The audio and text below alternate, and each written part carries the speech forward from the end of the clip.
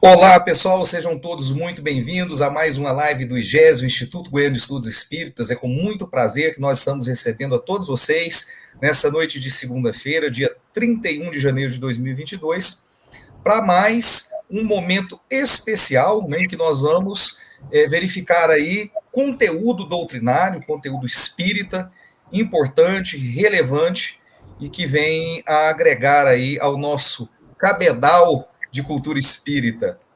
E para essa noite, né, nós temos um convidado extremamente especial, outro amigo, acho que o Arthur sabe, o Jefferson esteve conosco na segunda-feira passada, e agora um outro grande amigo, né, que a doutrina espírita, que o movimento espírita me deu, o Arthur Azevedo Ferreira, é o nosso convidado dessa noite, para falar do tema Nos Descaminhos da Fascinação. Então, já te agradecer, Arthur, muito obrigado pela disponibilidade, ter aceitado o convite. Seja muito bem-vindo, mais uma vez. Obrigado, Adriano. É realmente uma satisfação estar aqui com você, com os seus, as pessoas que assistem no canal, né, nossos amigos aí, nossos confrades espíritas, né, para trazer mais reflexões, né, nessa incessante caminhada nossa aí de aprofundamento em relação às temáticas que o Espiritismo nos apresenta. Bacana demais. Antes de mais nada, então, como toda segunda-feira, eu gostaria de pedir que todos nós possamos, então, fechar os nossos olhos neste momento. Vamos elevar os nossos pensamentos a Jesus, rogar ao Divino Amigo que possa estar conosco, nos amparando e nos intuindo. Nós que te agradecemos, Jesus, tudo que o Senhor tem nos proporcionado, inclusive as dificuldades, as dores, porque são as nossas maiores professoras. E nós te pedimos, Senhor, pelos nossos lares, que o Senhor possa permitir o tratamento espiritual que os nossos lares necessitam. Nós, aqueles que convivem conosco, que todos nós possamos ser beneficiados com essas energias benfazejas, que sejam estendidas àqueles que são caros aos nossos corações, familiares, amigos, aqueles que convivem conosco no nosso ambiente doméstico, companheiros de estudo e de trabalho, os nossos vizinhos, e mais especialmente aqueles que sofrem, Jesus, que passam por todo tipo de provação e dificuldade. Que o Senhor possa ser o lenitivo desses nossos irmãos que estão neste momento rogando a tua presença. Muito obrigado por tudo, graças te damos, que assim seja. Graças a Deus. Muito bem, deixa eu apresentar então o Arthur, para quem não o conhece. O Arthur iniciou seus estudos da doutrina espírita aos 13 anos, em 1984, no Grupo Espírita Pestalozzi, em Nova Friburgo, Rio de Janeiro. Aos 22, 1993, atuou como orientador de mocidade da União da Mocidade Espírita de Niterói, a UMEN, um centro tradicional da cidade. Ao mesmo tempo, colaborou como evangelizador no Grupo de Apoio ao Menor, GAM, hoje Casa de Batuíra, e Unidade do Lar Fabiano de Cristo, que prossegue no trabalho de assistência junto aos moradores de populosa favela de São Gonçalo, Rio de Janeiro. Em 1999, foi eleito presidente do centenário Centro Espírita Friburguense, na cidade de Nova Friburgo, Rio de Janeiro, sendo que por cerca de 4 anos apresentou, juntamente com o confrade José Manuel Ferreira Barbosa, 2 programas espíritas em rádios locais, Friburgo AM e Conquista FM, e um programa de TV Zoom, Canal 10. De volta a Niterói, foi orientador de estudos da Federação Espírita do Estado do Rio de Janeiro, a FEERJ, e membro da AD Rio de Janeiro, Associação dos Divulgadores do Espiritismo do Rio de Janeiro. Já promoveu estudos em forma de palestras em cidades dos estados do Rio de Janeiro, São Paulo, Goiás e Maranhão. E outros rincões também, né, Arthur? Possui 3 obras publicadas: Ramatiz Sábio ou Pseudo Sábio, Espiritismo versus Ramatizismo e Atlântida, um mito em uma perspectiva espírita e científica. Foi prefaciador de 5 obras: Espiritismo e Política, de Paulo Santos, O Primado de Kardec, de Sérgio Aleixo, Breve História do Espiritismo, de Fabiano Vidal, e Allan Kardec e suas reencarnações, e Reunião de Desobsessão, Momento de Acolher Espíritos em Desarmonia, ambos de Paulo Neto. É isso aí. Então, esse é o nosso convidado, o Arthur. que vai falar para a gente hoje acerca desse tema, Nos Descaminhos da Fascinação. Antes de mais nada, deixa eu só mandar aqui um abraço para Monalisa Oliveira, ela que fala de Ipiaú, Bahia. Monalisa, muitíssimo obrigado por estar conosco, seja muito bem-vinda, tá? A gente fica muito feliz com a sua participação e a gente pede aí que o pessoal que está nos assistindo, que possam aí se manifestar através dos chats e não deixem de falar de que município, de que cidade vocês estão falando, tá bom? Então, nós vamos aqui dar continuidade aos nossos abraços.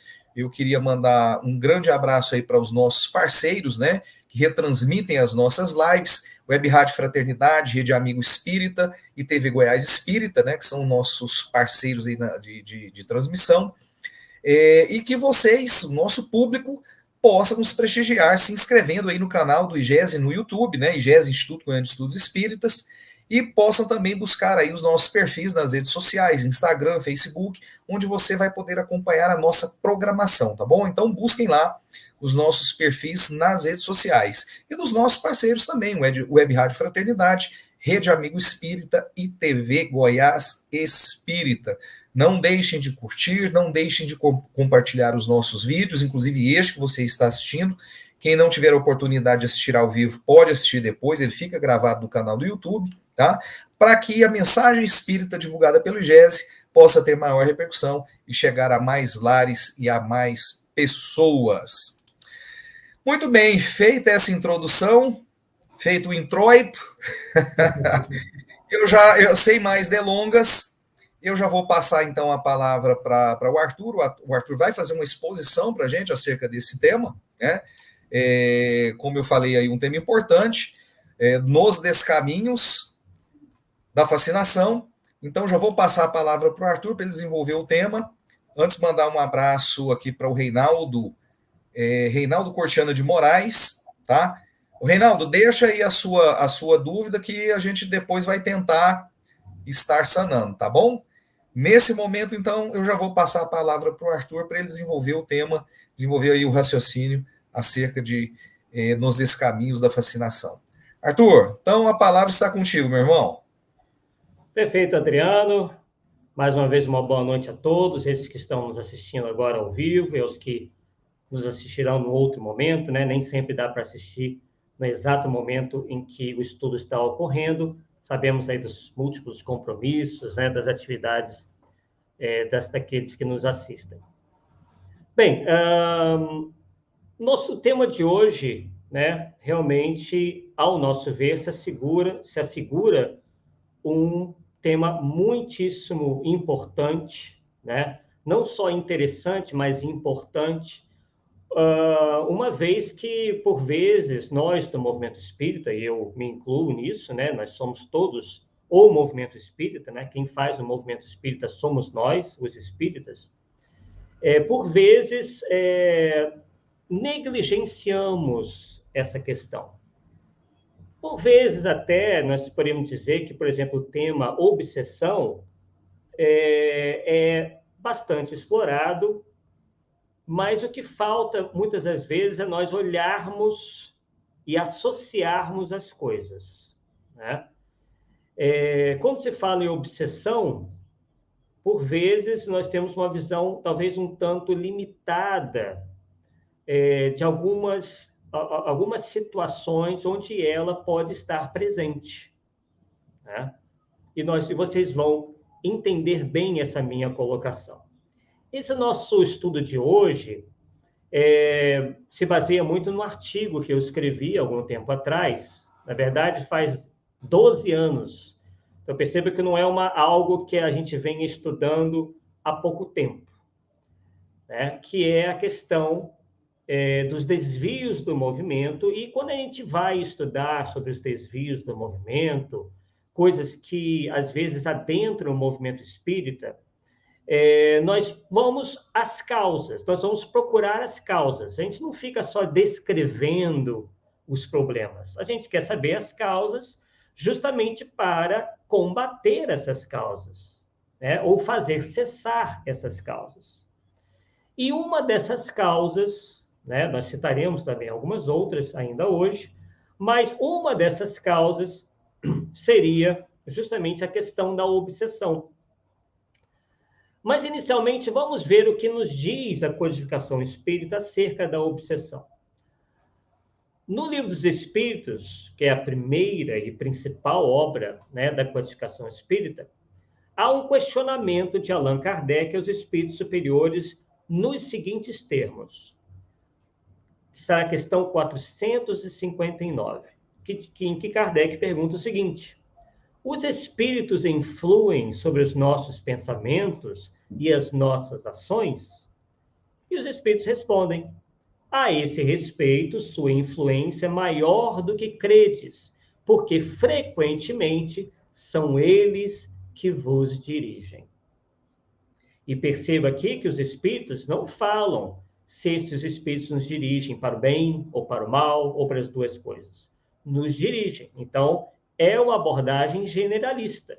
Quer dizer, eles podem nos dirigir tanto para o bem ou para o mal. Ou, às vezes, né, não o fazem especificamente ou para o bem ou para o mal. Às vezes é uma influência quase que neutra, né, conforme o que se deseja ali, conforme é a intenção do espírito.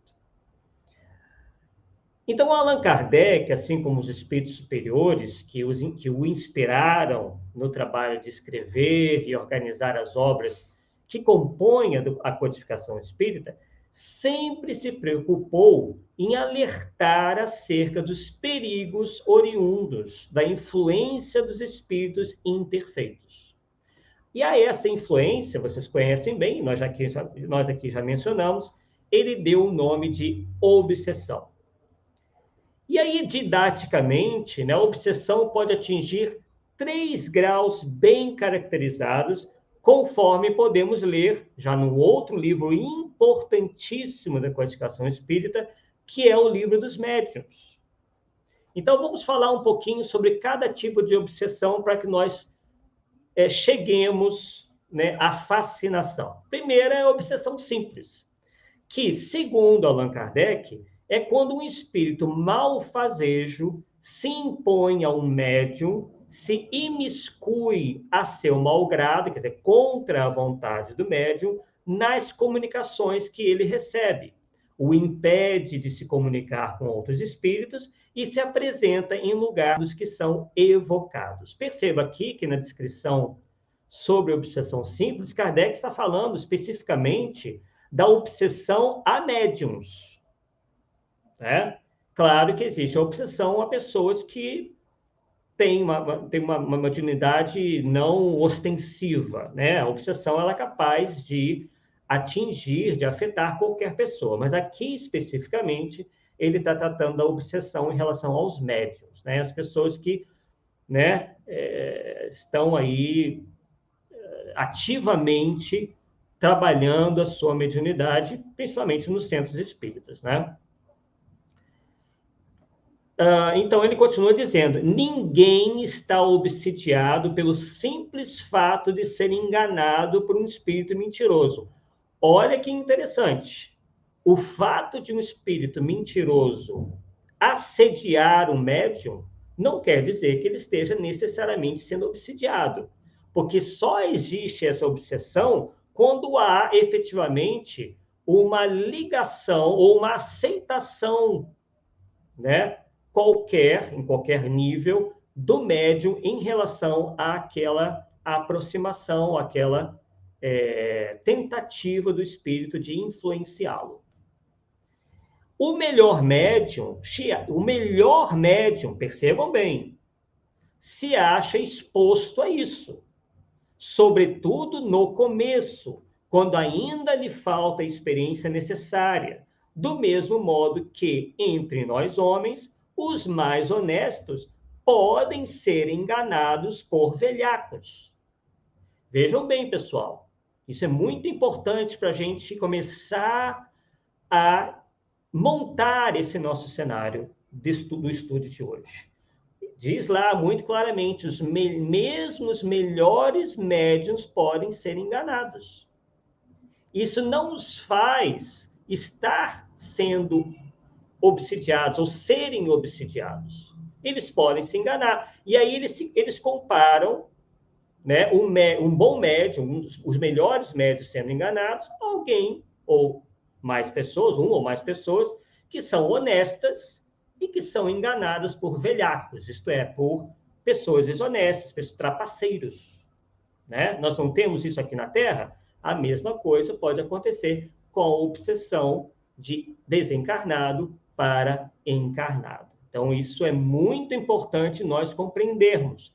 Por que nós estamos dizendo isso? Quer dizer, na verdade, não estamos dizendo nada, estamos apenas repetindo o que dizem os espíritos e o que disseram os espíritos a Allan Kardec.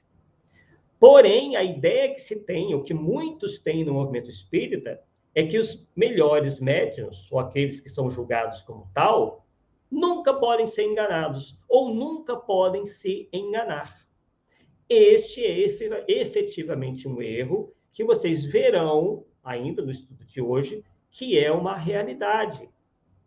Quer dizer, mesmo os melhores médiuns podem ser enganados, dizer coisas equivocadas, dar opiniões equivocadas, e até mesmo psicografarem ou serem intermediários, enfim, das mais variadas formas, conceitos errôneos. Né? E o mais chato nisso aí é que essas pessoas são encaradas como interlocutoras da doutrina, enquanto que não poderíamos encará-las assim. Teríamos que, na verdade, observar, né, e fazer um exame crítico de tudo que venha por meio da mediunidade. Não é porque veio através do médio X ou Y ou Z que aquilo necessariamente vai ser um reflexo da verdade ou que necessariamente esteja em conformidade com a doutrina espírita. Mas continuemos, a gente vai desenvolver isso bastante ainda hoje. Pode-se, pois, ser enganado sem estar obsidiado. A obsessão consiste na tenacidade de um espírito do qual não consegue desembaraçar-se a pessoa sobre quem ele atua. Diz mais ainda Allan Kardec, e os espíritos também.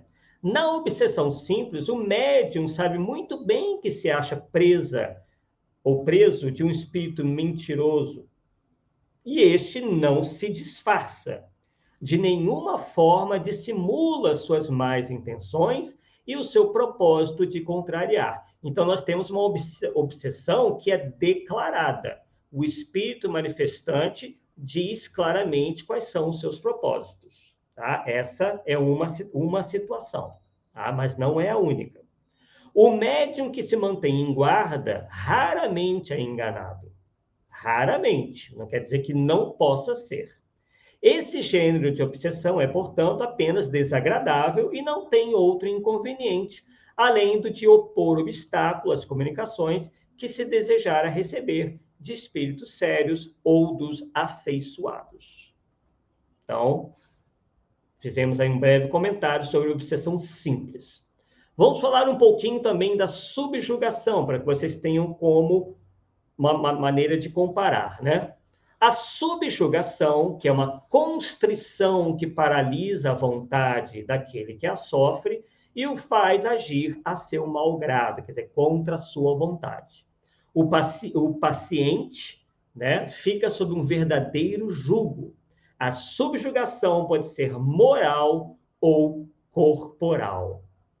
No primeiro caso, a subjugação moral, o subjugado é constrangido a tomar resoluções muitas vezes absurdas e comprometedoras, que por uma espécie de ilusão ele julga sensatas. É como uma fascinação. Então, ele aqui está comparando um pouco que, às vezes, o subjugado, ele também acaba sendo iludido, tal como se estivesse fascinado. No segundo caso, que é a subjugação moral, o espírito atua sobre os órgãos materiais, isso é, seu corpo físico, e provoca movimentos involuntários. Traduz-se no médium escrevente por uma necessidade incessante de escrever, ainda nos momentos menos oportunos.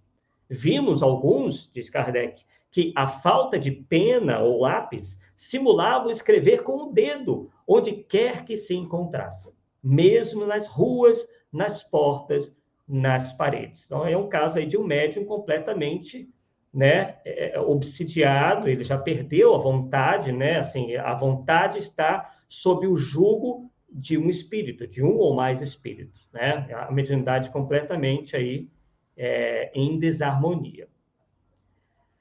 E aí, continua Kardec dizendo, vai às vezes mais longe a subjugação corporal. E aqui vale uma questão interessante, né? Que Kardec, inclusive, ele primeiro rechaça a questão da possessão e anos depois, algum tempo depois, Kardec aceita a possessão como sendo uma forma de obsessão. Tá? Então, essa subjugação corporal pode chegar a um nível de uma possessão, segundo Allan Kardec. Ele mudou de ideia. Tá? É interessante que a gente vê que o pensamento de Allan Kardec, ele não ficou estanque, ele foi, em alguns pontos, se modificando conforme a sua observação, conforme a sua experiência, o seu conhecimento ia aumentando. Tá? Então, vai, às vezes, mais longe a subjugação corporal. Pode levar aos mais ridículos atos. Conhecemos um homem que não era jovem nem belo e que, sob o império de uma obsessão dessa natureza, se via constrangido por uma força irresistível a pôr-se de joelhos diante de uma moça, cujo respeito nenhuma pretensão nutria, e pedi-la em casamento. Outras vezes sentia nas costas e nos jarretes uma pressão enérgica que o forçava, não obstante a resistência que lhe opunha, a se ajoelhar e beijar o chão em lugares públicos e na presença da multidão. Esse homem passava por louco entre as pessoas e suas relações.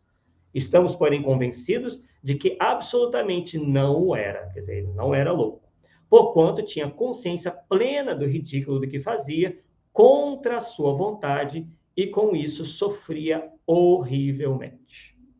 Né? Então, essas são as características da obsessão simples, né? Bem resumidamente, e da subjugação, tanto a moral quanto a corporal, inclusive incluindo aí a possessão. E, finalmente, né, vamos chegar àquela que será o tema, né, principal do nosso estudo de hoje, que é a fascinação. A fascinação que, segundo Allan Kardec, segundo os espíritos superiores, é muito mais grave, dizem eles, no sentido de que o médium se ilude completamente. O espírito que o domina ganha sua confiança ao ponto de paralisar seu próprio julgamento na análise das comunicações e lhe faz achar sublimes as coisas mais absurdas. E hoje nós vamos ter alguns exemplos aqui, pessoal. E nós podemos já adiantar que muitas vezes, e nós temos estudado muito sobre isso, e observado, e visitado, e visto, né, que a fascinação chega a ser, de alguns núcleos, né, alguns centros, chega a ser coletiva, e não só de um único médium, ou de 2 ou 3 médios. Ela chega a dominar, inclusive, as pessoas que frequentam. Claro que são casos, né, pontuais, mas existem. Tá? Então, é algo que nós temos que ficar muito atentos para que não cresça. E o que nós temos percebido é que isso vem crescendo. É por isso que nós temos alertado sobre isso de maneira enfática e repetida em todas as vezes que nós falamos sobre isso e até alguns assuntos correlatos, ok? Então, isso tem uma razão de ser que está na própria codificação. E aí Kardec prossegue falando um pouco mais sobre a fascinação. Diz o seguinte: há espíritos obsessores sem maldade, que alguma coisa mesmo denotam de bom, mas dominados pelo orgulho do falso saber. Percebam bem esse detalhe, né? Que para ser um espírito obsessor, não necessariamente você precisa ser mau, um espírito mau, né? Há alguns que mesmo, diz lá, denotam de bom, quer dizer, mostram um lado bom, mas esses são dominados pelo orgulho do falso saber. Eles têm suas ideias, seus sistemas sobre as ciências, a economia social, a moral, a religião, a filosofia, e querem fazer que suas opiniões prevaleçam. Quer dizer, ele se apresenta como o detentor de todas as respostas, né? Quer dizer, e nós temos vários exemplos de espíritos assim, que são muitas vezes, muito bem aceitos dentro do nosso meio. Eles respondem sobre tudo quanto é pergunta, né? Livros de perguntas e respostas sobre os mais variados temas, eles vão lá e dão a sua posição como se advindo assim, né, da fonte da verdade, né? Então a gente tem que ter muito cuidado com isso, seja lá o espírito que for, ou seja lá do médium que for. Quer dizer, no espiritismo não existe representantes, né, assim, isolados. O que nós temos que levar sempre em conta é a universalidade do ensino dos espíritos e a concordância que haja entre eles. Então, não será a opinião de um só que fará com que a doutrina abrace, né, essa teoria individual, mas sim a opinião geral, coletiva. E nós temos ainda que usar o bom senso, nós temos que verificar se aquela informação encontra respaldo na realidade, se aquele ensinamento não se constitui uma heresia científica. Nós vamos dar alguns exemplos aqui, tá? Só para que vocês, né, possam ter uma forma aí de verificarem por si sós. O importante não é o Arthur ou o Adriano, ou seja lá quem for, ficar ditando para vocês, olha, esse autor espiritual aqui é bom, esse autor espiritual aqui não é tão confiável. Claro que a gente passa algumas opiniões ou posições baseadas nos nossos estudos e tudo mais, mas cabe a você, cabe a cada um individualmente chegar às suas conclusões. Mas o importante é a gente nunca deixar o senso crítico de lado. Isso é muito importante e isso sempre foi dito pelos espíritos superiores, que inclusive dizem, não se incomodam com isso. Né? Tem gente que acha, poxa, mas eu vou duvidar do espírito X, mas como? Né? Quem sou eu? Não, os espíritos dizem que se sentem até felizes com isso, eles não se incomodam. Agora, os inferiores, esses que querem impor as suas ideias, se sentem mal. Inclusive, eu tenho uma história para contar em relação a isso, né? Que até vou contar agora, senão eu acabo esquecendo. Nós vimos fazendo, em um desses centros no qual eu participei, que o Adriano falou aí, mencionou, uma análise de uma série de livros de um determinado espírito. E era um estudo em grupo, né, onde a gente verificava quais eram os pontos positivos e os negativos daquelas obras, desse espírito, até para verificar se poderíamos colocar esses livros à disposição para a venda. E aí, em determinada reunião mediúnica, inclusive eu não estava presente, as outras pessoas que vieram contando, né, que esse espírito, assim como alguns outros, vieram apresentando um incômodo completo em relação àquela análise que nós estávamos fazendo. E, inicialmente, vieram mais mansos, e na medida que foi dito a eles qual era a nossa intenção com aquilo, que nós iríamos prosseguir com aquela análise, eles se mostraram como verdadeiramente são. Começaram a dizer uma série de impropérios, fizeram ameaças, ofenderam os médiuns ali, ofenderam o grupo, e a máscara caiu. Então, como a gente vai continuar vendo aqui,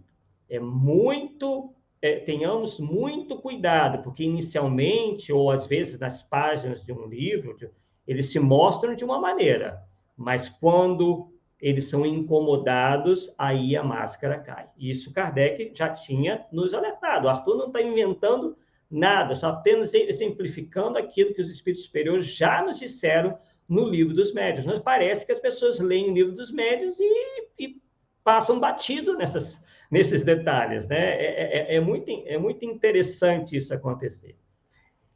Então, né, Kardec, os espíritos dizem isso, né, que há espíritos obsessores sem maldade, mas que são dominados pelo orgulho do falso saber. Têm suas ideias, né, como eu já li, seus sistemas, etc. Para esse efeito, procuram médiuns bastante crédulos para os aceitarem de olhos fechados. Então, vamos fazer mais uma paradinha aqui. Perceba que a credulidade não é algo bacana, não é algo positivo. Nós não podemos ter uma visão excessivamente crédula, se é que existe excesso, que a credulidade é credulidade, nós não podemos ser pessoas crédulas. Ah, está escrito, é a verdade. Foi fulano que falou, é verdade. Foi espírito X falou, é verdade. Não. Não quer dizer que nós venhamos a contestar tudo, ficamos ali obcecados, não, mas na medida que você for lendo, for refletindo, e se você notar que tem alguma coisa estranha ali, opa, isso aqui parece estar contrariando a quantificação, isso aqui parece estar contrariando a ciência, isso aqui parece estar contrariando a moral. Aí você já fica mais esperto, como se diz no popular. E não absorver aquilo igual uma esponja absorve a água. Percebam que não é uma postura. A credulidade não é uma postura ideal para o espírita. Né? Então, isso está bem claro aí nas palavras, né? Dos próprios espíritos superiores. Né? Então, esses espíritos procuram médiuns bastante crédulos. Nós poderíamos aumentar isso daí, acrescentar alguma coisa. Procuram leitores também crédulos. Porque o que nós temos são pessoas, e aí cada um vai julgar por si só, que leem um livro e simplesmente abraçam tudo que tem no livro, independente, às vezes, se tem maior heresia ali, heresia espírita, heresia científica, algum absurdo ali. Elas fecham os olhos completamente. Tá? Então, aguardem que nós vamos dar um exemplo, nós vamos assimilando isso daí, que no final tudo vai se encaixar. Então, eles procuram médios bastante crédulos para os aceitar de olhos fechados e que eles fascinam, a fim de os impedir de discernirem o verdadeiro do falso. Agora, atentem bem também, são os mais perigosos, porque os sofismas nada lhes custam e podem tornar cridas, quer dizer, acreditadas, as mais ridículas utopias. O que é uma utopia? É acreditar em algo que aparentemente é ideal, mas que não é possível. E, pessoal, nós temos, vamos aproveitar aqui, vai estar dentro da nossa proposta, nós temos um canal aqui no YouTube, né, chamado Arthur Azevedo, Difusão Espírita, e nosso último estudo, um dos nossos últimos estudos, inclusive nós faremos a terceira parte, muito em breve, fala, por exemplo, da questão de 2057. Né?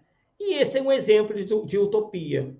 Quer dizer, lá eu explico direitinho, mas o que eu quero dizer é o seguinte: um certo número de pessoas passou a acreditar que no período aí de 35 anos, que é o que falta para chegarmos a 2057, o mundo, nosso mundo, né, o planeta Terra, enfim, nosso mundo, vai passar por um processo de estágio de provas e expiações para um estágio de mundo de regeneração. E nós fazemos nesse estudo, né, nosso, uma reflexão, se isso não seria uma utopia. Quer dizer, vontade, todos nós temos que as coisas melhorem, mas nós temos que ter os pés no chão e não acreditarmos em utopias. Porque acreditar numa utopia é se iludir, é achar, é se iludir em relação a algo que é improvável ou impossível de acontecer, né? Fora que está lançando o espiritismo numa senda muito perigosa que foi seguida por muitas doutrinas, religiões no passado, que é tentar prever o futuro. E nós apresentamos na primeira parte desse estudo uma série de casos, de inclusive religiões que existem até hoje, cujos líderes, ou alguns dos seus líderes ou participantes, começaram a fazer essas profecias e o resultado sempre foi o mais desagradável possível. Tá? Então, surgem volta e meia, esse é o último, né, no nosso meio, pessoas aí, indivíduos, que começam a crer em utopias, como essa aí, de uma transformação radical do planeta Terra, do nosso mundo, num curto ou curtíssimo espaço de tempo, né? Só para já começar a exemplificar isso que nós estamos falando, tá? Procuram deslumbrar por meio de uma linguagem empolada, quer dizer, começam a criar, né, termos científicos ou posições filosóficas complexas, né, para dar um ar de sabedoria, de conhecimento, né? Então fica aquela linguagem empolada, difícil de entender. Aí começa a dizer que aquilo ali é física quântica, que aquilo ali é vindo de extraterrestre. É para dar o quê? O que esses espíritos querem? Eles querem adquirir credibilidade. Então, eles começam a enfeitar, né, o pavão, como se diz também no popular, para que as pessoas, nossa, mas que sapiência, que sabedoria, que conhecimento. Porque eles sabem que a maioria das pessoas não domina esses assuntos, né? E serão presa fácil dos seus ditados, né? Então, tem essa linguagem polada, mais pretensiosa do que profunda, eriçada, né, cheia de termos técnicos e recheada das retumbantes palavras caridade e moral.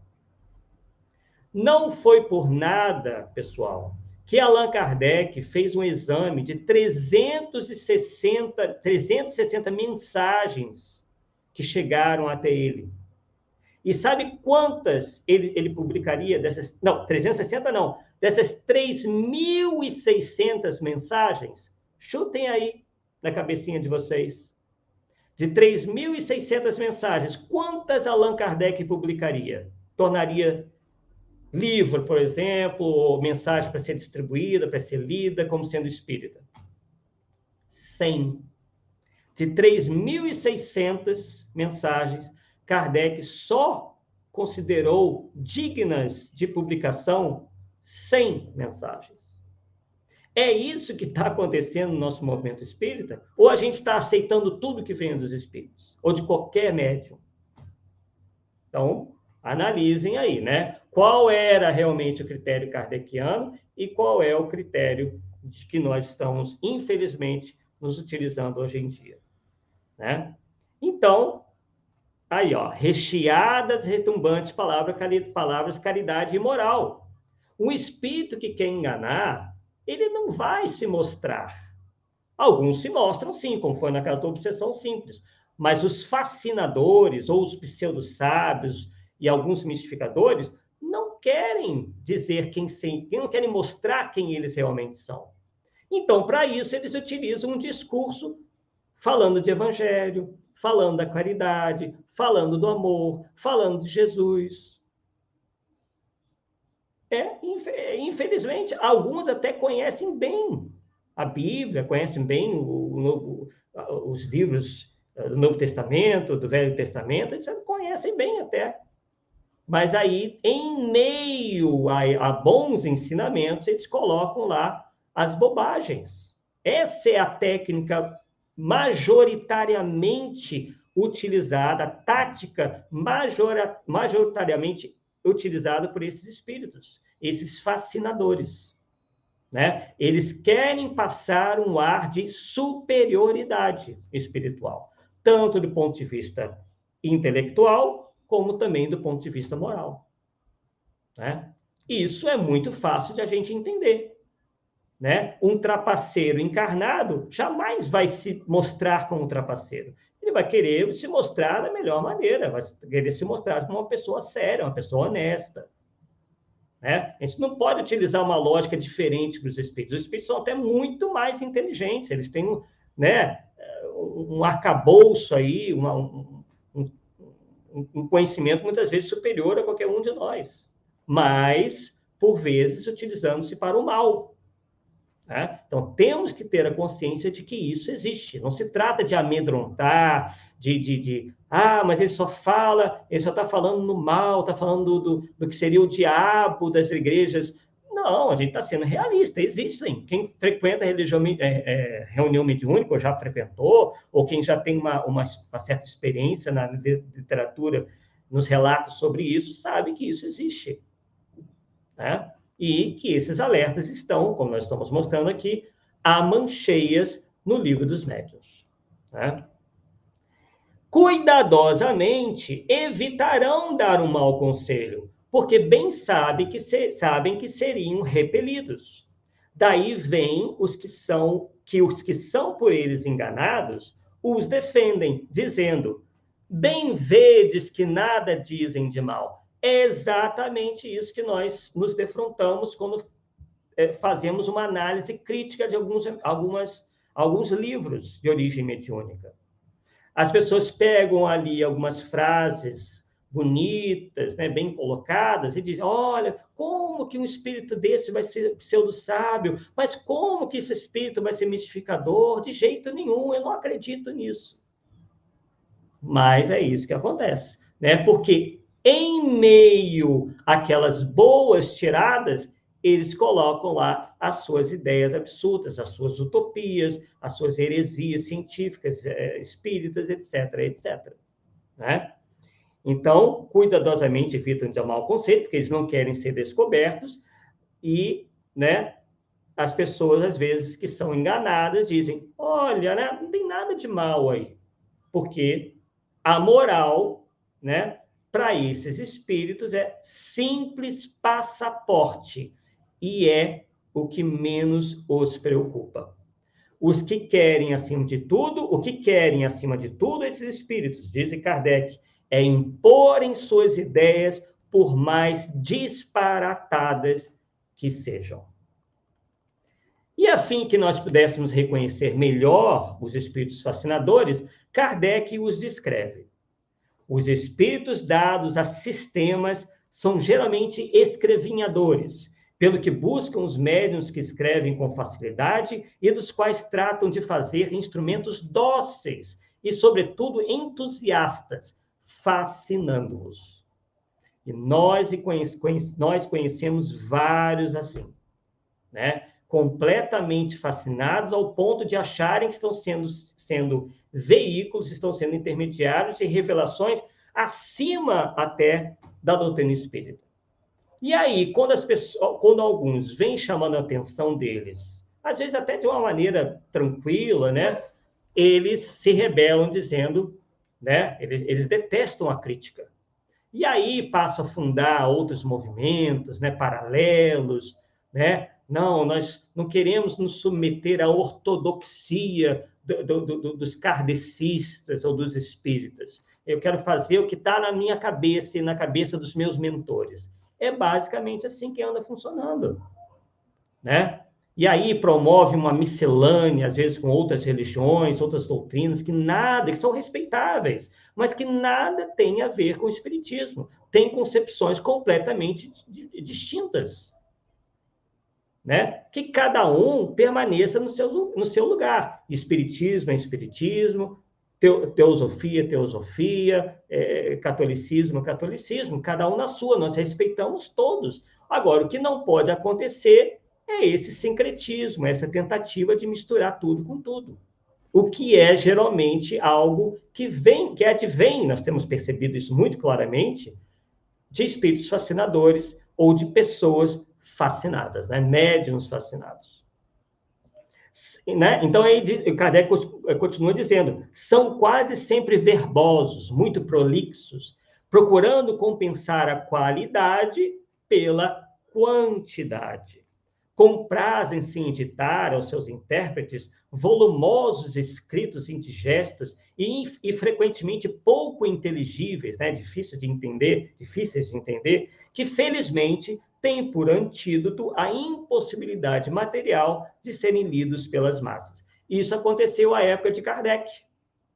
Kardec possivelmente está se referindo aqui à obra Os Quatro Evangelhos de Rustem, que era um calhamaço, né, de mensagens completamente prolixas, né, de espíritos verborrágicos, que quando a gente lê, a gente tem até dificuldade de entender, por mais que a gente seja acostumado à leitura.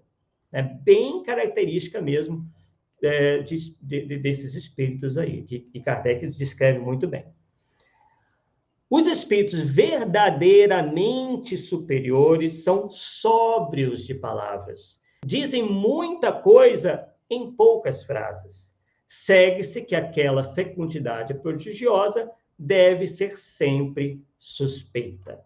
Então, pessoal, essa é outra coisa. Escrever demais não quer dizer que se escreva bem, ou que aqueles ensinos sejam efetivamente bons, né? Então, não confundir quantidade com qualidade. O espírito tal ditou não sei quantas mensagens para o médium X. Tá, e aí? Nós perguntamos. E aí? Tem coisa boa lá? É autenticamente espírita? Está se coadunando com o que os outros espíritos superiores disseram? Tem alguma heresia científica? Tem ali alguma utopia, alguma profecia, alguma previsão que não se cumpriu? Então, uma série de perguntas. Nós estamos apenas citando algumas, né? Então, sempre vale a análise. E Kardec aconselha, olha o conselho de Kardec para nós. Nunca será demais toda a circunspecção quando se trate de publicar semelhantes escritos.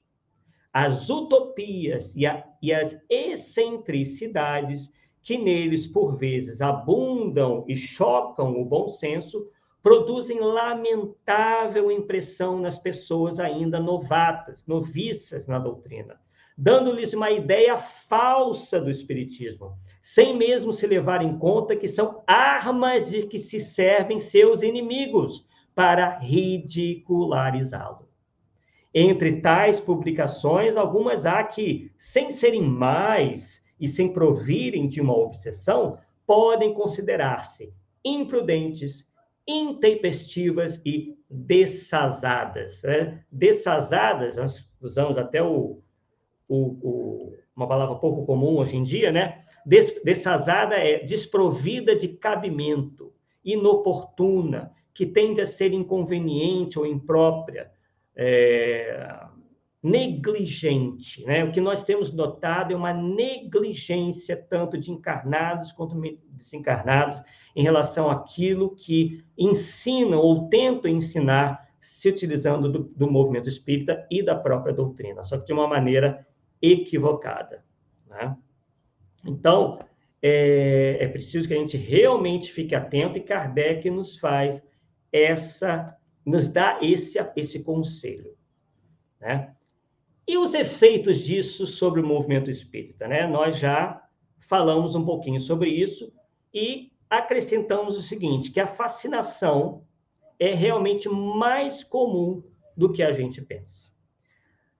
É tal como uma epidemia, uma pandemia, né? Ela se espalhou e atualmente atinge o movimento espírita como uma doença moral muito séria. Aliada à falta de estudo das obras de Kardec, a tendência cultural ao sincretismo e a ausência de discernimento e de autocrítica, ela é responsável pela edição de livros antidoutrinários e comprometedores, existentes no mercado da literatura espírita. Essas obras são escritas por médiuns e escritores, muitas vezes ingênuos ou mesmo vaidosos, que, sob o império da fascinação, não se dão conta do ridículo a que se submetem, comprometendo, inclusive, o sadio entendimento das massas, né, das pessoas, acerca da própria doutrina espírita e do que ela verdadeiramente ensina. Então, o sincretismo, o que seria sincretismo? Vamos recorrer novamente ao dicionário. Sincretismo é a reunião de doutrinas diferentes com a manutenção de traços perceptíveis das doutrinas originais. Possui, por vezes, um certo sentido pejorativo na questão da artificialidade da reunião de doutrinas teoricamente incongruentes entre si. Foi exatamente isso que nós falamos ainda há pouco, né? Essa miscelânea, esse sincretismo é, sem dúvida, um sinal inequívoco de que aquele grupo, ou aquele médium, aqueles médiuns estão sendo, de alguma forma, influenciados, estão sendo obsidiados.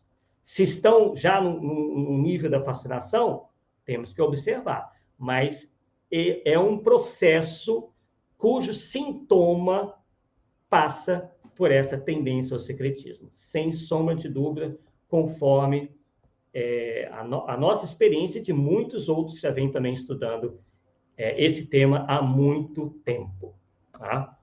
Então, pessoal, a fascinação é, sem dúvida, responsável por inúmeras condutas esdrúxulas observadas em núcleos ditos espíritas, tais como práticas de cunho supersticioso e místico, sem qualquer fundamento racional ou doutrinário, ou doutrinário. Na esfera da divulgação, muitos indivíduos, embora instruídos, não percebo que não só pessoas não instruídas que caem nisso, né? Essas não estão livres da fascinação. Alguns, por confiarem excessivamente no seu pretenso saber, tornam-se instrumentos de espíritos fascinadores e passam a divulgar, através de livros, palestras, enfim, conceitos antidoutrinários nocivos à fé raciocinada espírita. Adotam e divulgam uma série de ensinos sem qualquer fundamentação doutrinária e um discurso místico esotérico, a qual chamam de universalismo. Geralmente essa é a palavra utilizada. Sendo que, quando tais ensinos são comparados, nota-se de não haver qualquer concordância e que cada uma dessas pessoas, desses representantes, diz uma coisa, baseados que estão unicamente em suas férteis imaginações e arroubos místicos. Quer dizer, quando a gente pega os fascinados, lê esses médios, esses divulgadores, a gente verifica que eles não concordam entre si, né? E muitos dos seus ensinos, né? E vejo que nós estamos chegando quase ao final do nosso estudo de hoje, né? Nessa parte da palestra em si, para que nós possamos ir para as perguntas. Nós vamos dar alguns exemplos, como prometemos. E nós vamos, no nosso canal, e aqui mesmo, nesse espaço, se tivermos a oportunidade, certamente teremos mais para frente, aqui junto ao Adriano, falar dessas questões, tá? Vamos aprofundar isso daí. Mas vamos ver algumas dessas teorias que têm invadido o movimento espírita e têm causado uma série de problemas. A questão de crianças índigo e cristal, a questão do planeta chupão, apometria, poder, ou suposto poder curador de cristais e objetos materiais, profecias mirabolantes e aterrorizantes, mirabolantes que às vezes elas não são aterrorizantes, mas é a questão do 2057, elas são mirabolantes, porque elas prometem coisas que não vão acontecer. Milagres, intraterrestres, quer dizer, seriam indivíduos que morariam no interior oco da Terra, sendo que não existe interior oco da Terra. Tá? Não existe. Toda a Terra é preenchida, né? Sendo que a Terra tem um núcleo, que é super quente, é feito de magma, e tem as outras faixas, né? Os outros níveis ali, sempre preenchidos por alguma coisa. Não existe interior oco da Terra, mas essa teoria aí tem, volta e meia, aparecido em alguns desses centros que nós nos referimos.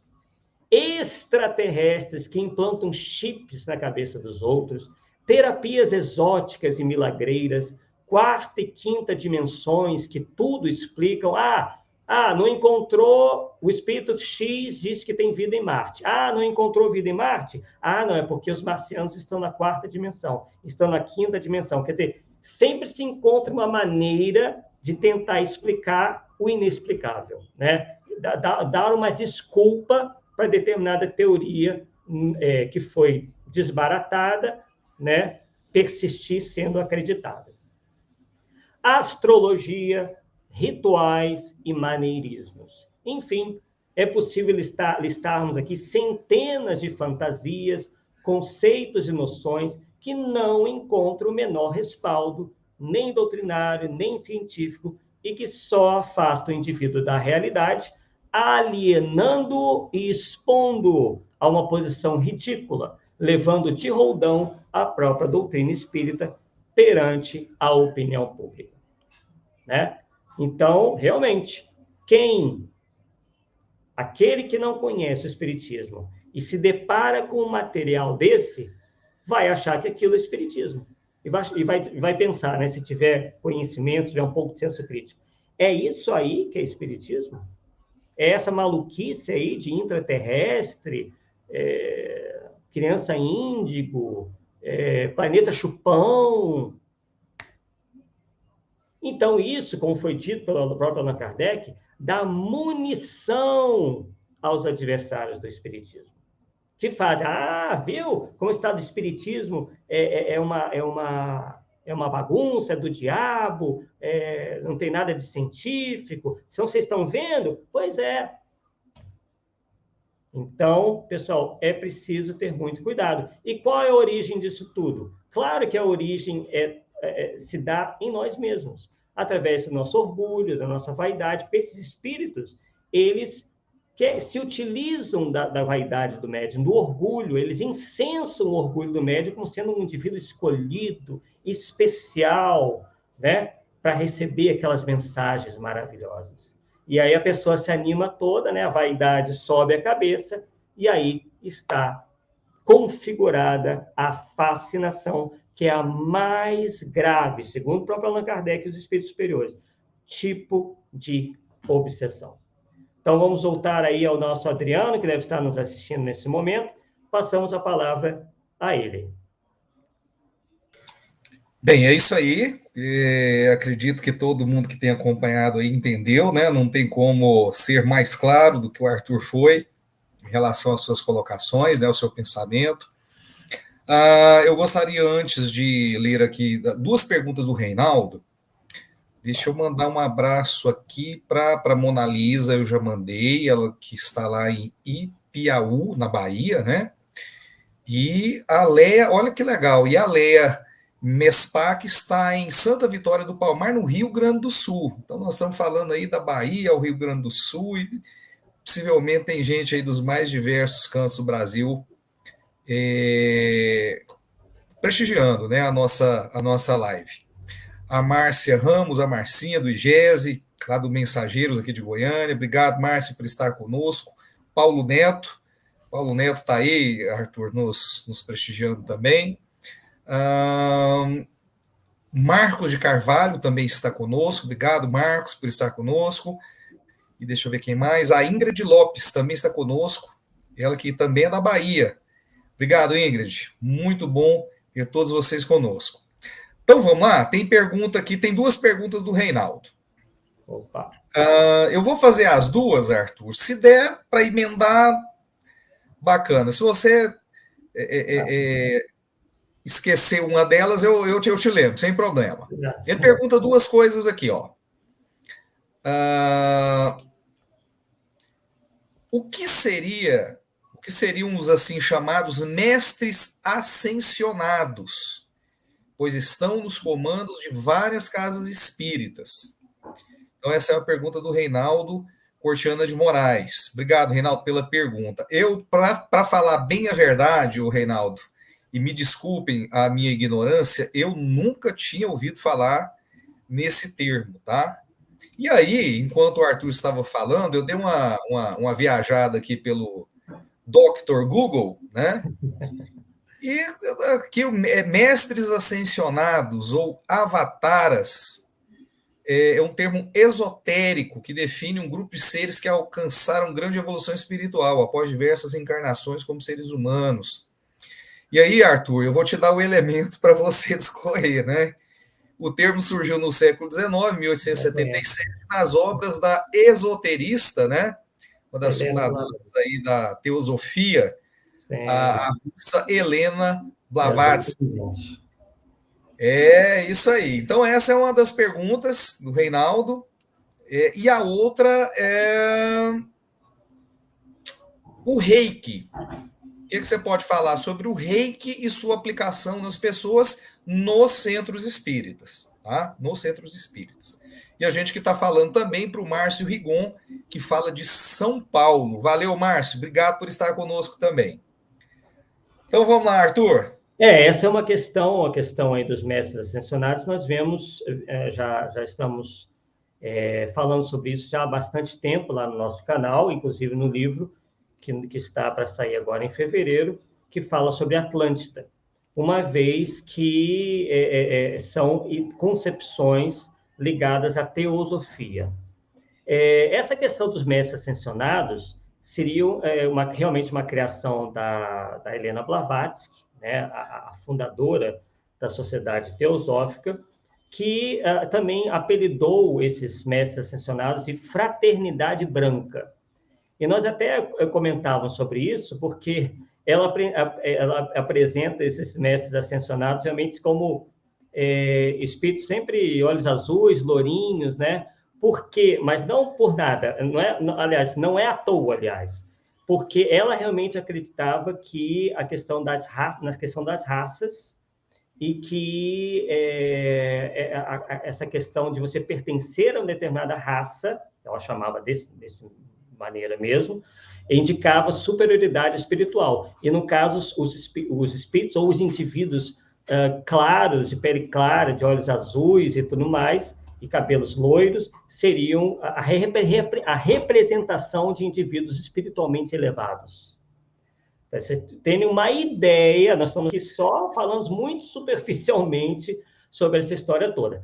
E nós mostramos e demonstramos nesse livro nosso que essas concepções da teosofia, e nós fizemos um estudo aqui nesse canal mesmo do Adriano não faz muito tempo, esses ensinos da teosofia foram incorporados pelos boa parte dos líderes nazistas para justamente compor a ideia de supremacia racial. Então, percebam que, né, a origem disso daí, mas obviamente que não teríamos tempo de aprofundar. Mas isso aí, o que vem acontecendo é justamente essa tendência sincrética, né? Pessoas que têm algum contato com a teosofia e trazem para dentro do centro espírita essas concepções. Então, portanto, tem a ver muito com o que nós falamos, que é a questão do sincretismo religioso, né? Algo realmente muito danoso e algo, por exemplo, que os espíritas não fazem. Você não vai ver nenhum espírita lá na Igreja Católica, ou na Teosofia, ou na Umbanda, querendo impor ou trazendo as suas concepções. Você não vê isso. Mas todo mundo que é de fora fica trazendo para dentro do movimento. Então, é um desrespeito, inclusive. Se você acredita na teosofia, o Espiritismo lhe diz o seguinte: vá com Deus, meu irmão, mas, por uma questão de coerência, você deva estudar a teosofia nos centros ou nos núcleos onde se estuda a teosofia, e não no centro espírita. No centro espírita, nós temos que estudar espiritismo, uma mera questão de coerência. E o reiki está dentro disso. Na verdade, o reiki é apenas uma versão mais orientalizada do nosso passe. Nós já temos o passe.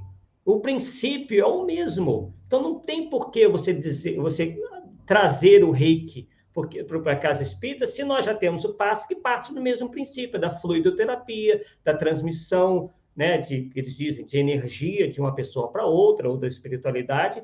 Então, é desnecessário, é apenas uma via que encontram para trazer outros elementos do orientalismo que também são supérfluos, não são muito respeitáveis, mas fora do centro espírita. No centro espírita, nós temos que procurar seguir aquilo que a doutrina nos ensina. Como diria o filósofo, uma coisa é uma coisa, outra coisa é outra coisa. Exatamente. Mandar um grande abraço para Patrícia de Hoyos, que fala da Flórida, United States of America. Ela está lá na Flórida, nossa amiga Patrícia de Hoyos. Obrigado, Patrícia, por estar conosco também, prestigiando a live da segunda-feira. Gese falando de espiritismo. Não, é isso aí, então. Acho que as perguntas já foram respondidas, né?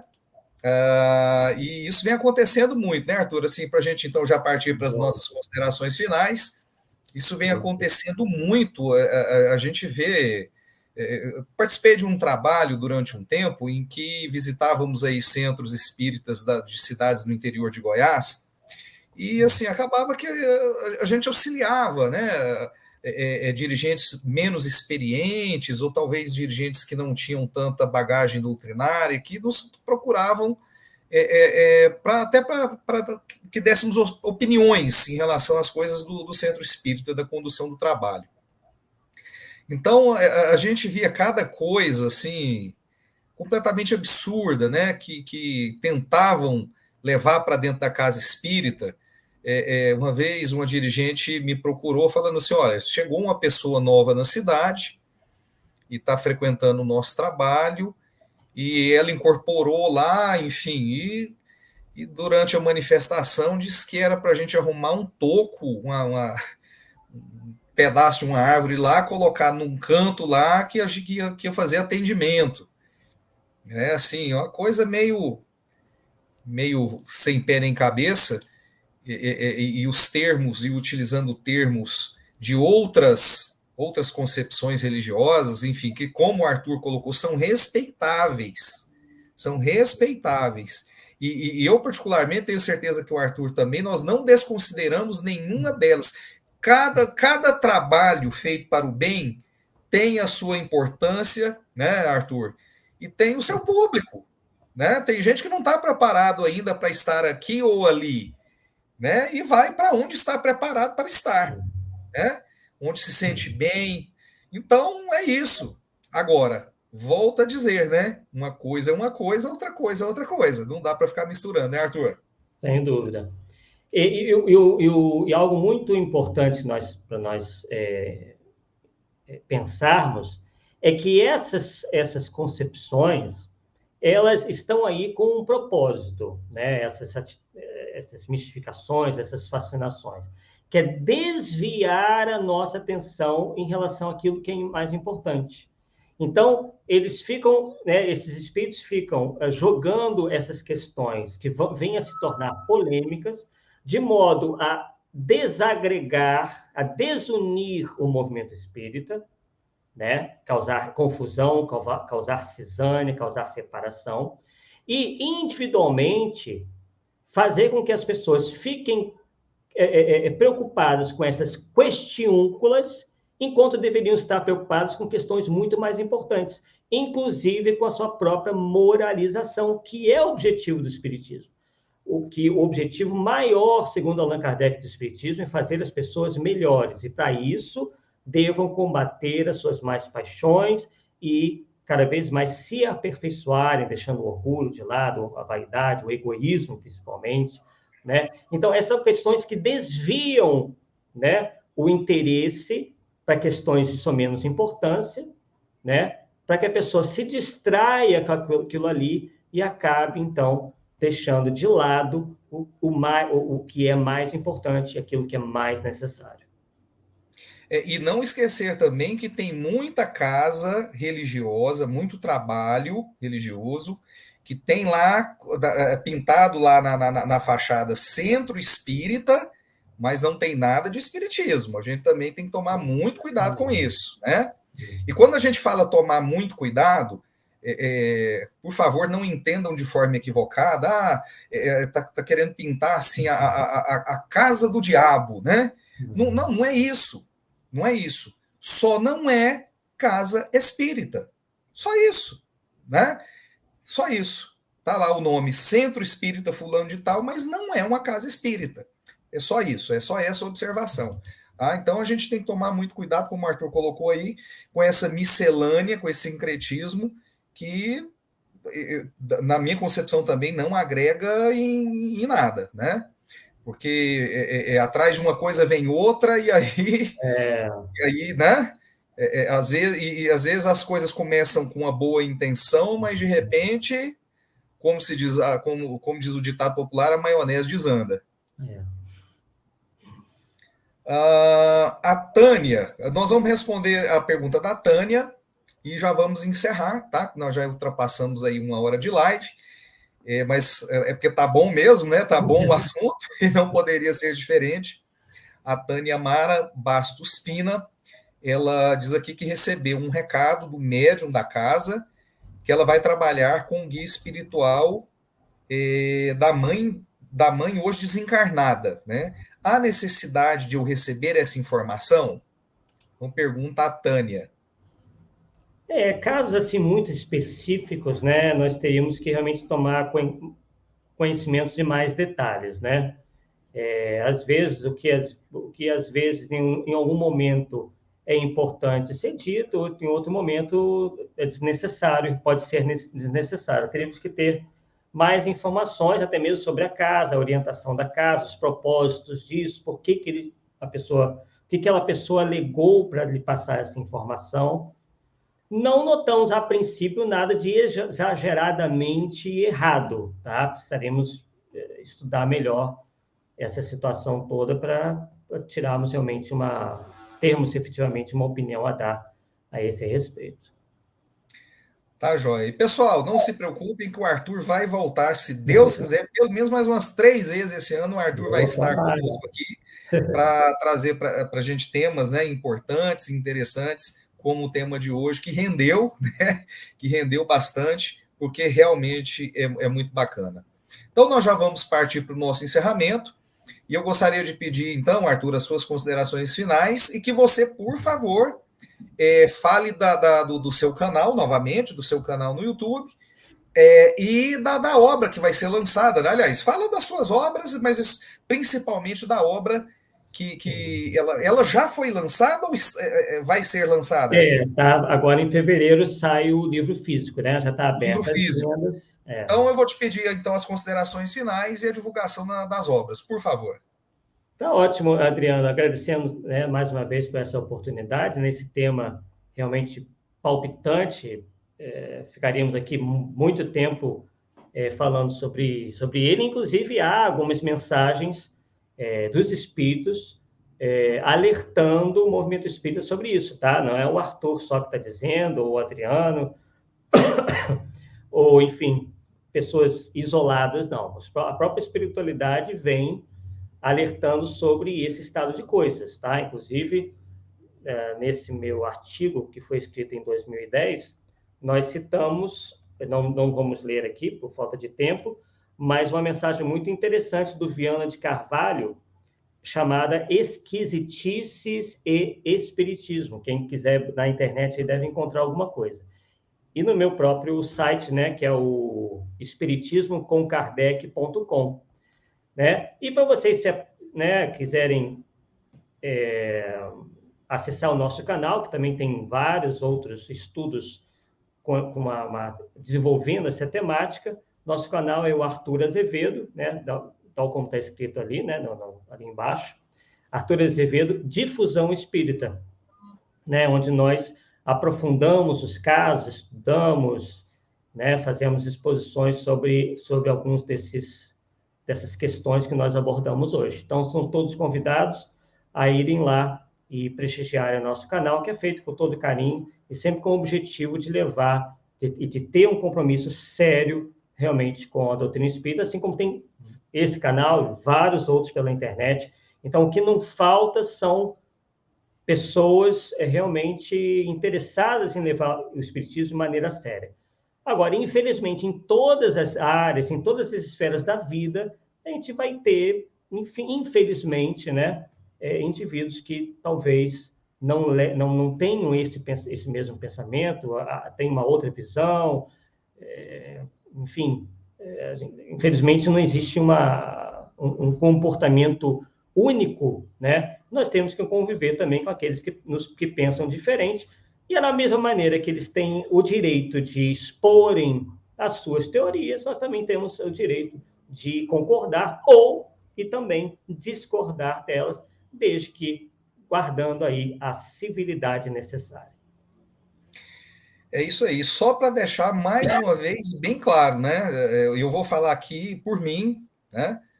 Eu conheço casas de, por exemplo, casas de Umbanda, né? Que tem pessoas maravilhosas, pessoas bacanas, pessoas do bem, né?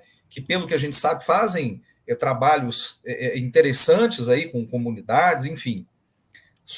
A única colocação que nós fizemos foi uma coisa é uma coisa, outra coisa é outra coisa. Só isso. Né? Candomblé é candomblé, umbanda é umbanda, catolicismo é catolicismo, e espiritismo é espiritismo. É só isso. Só isso, simples assim. Pessoal, então nós gostaríamos de agradecer aí a presença de todos vocês. Eu quero mandar um grande abraço aí aos nossos parceiros de transmissão, Web Rádio Fraternidade, Rede Amigo Espírita, TV Goiás Espírita, muitíssimo obrigado pela parceria.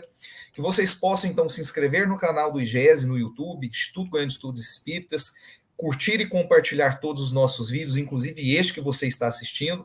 Quem não pôde assistir ao vivo vai poder assistir depois, fica gravado no YouTube. Tá? Isso tudo é muito importante para que a mensagem espírita divulgada pelo IGESE possa ter maior repercussão e alcançar mais lares e mais pessoas. Busquem também as nossas redes sociais, os nossos perfis, no Instagram, no Facebook, para você poder acompanhar a nossa programação. O IGES realiza lives todos os dias, sempre com temas importantes, temas da atualidade, analisados à luz da doutrina espírita e não o contrário, como vem acontecendo muito aí também, viu, Arthur? É o espiritismo sendo analisado à luz de outras correntes de pensamento aí, né?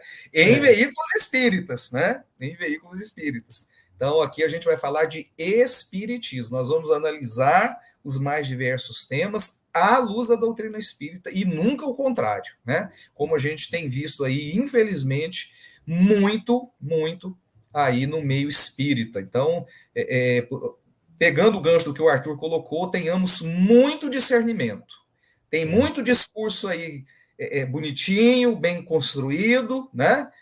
Mas que tenta confundir aí a cabeça das pessoas. Então, a gente tem que estar muito atento, tá? Pessoal, então é isso aí. E eu gostaria, para encerrarmos aí essa noite, pedir que o Arthur, por favor, Arthur, faça a nossa prece de encerramento, pode ser? Bem, claro. Agradecendo a Deus, aos amigos espirituais, a Jesus, nosso mestre, por essa oportunidade que tivemos de utilizarmos bem o nosso tempo, todos nós, nessa troca de ideias, de informações. Nada mais somos do que meros aprendizes dessa gloriosa doutrina, que é a doutrina espírita. Sempre, obviamente, com o intuito de estudarmos cada vez mais, nos aprofundarmos, de modo que possamos nos aperfeiçoar, tanto intelectualmente, mas e principalmente moralmente, a fim de alcançarmos nosso objetivo final, que é da perfeição. Muito obrigado mais uma vez, que possamos aqui retornar muitas vezes, nessa troca tão saudável que nós temos, tendo a doutrina espírita como fundo, como realmente aquela que nos rege o pensamento e o comportamento. Agradecemos mais uma vez, que assim seja, graças a Deus. Que assim seja. Graças a Deus, agradecendo a Deus, agradecendo a nosso Senhor Jesus Cristo, mais essa oportunidade tão bacana de estarmos aqui juntos, né? Como toda segunda-feira. Então, gente, deixar aí um grande abraço a todos, né?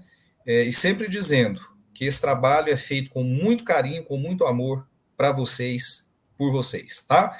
Beijos nos corações e até a próxima segunda-feira. Tchau, tchau. Fiquem todos com Deus.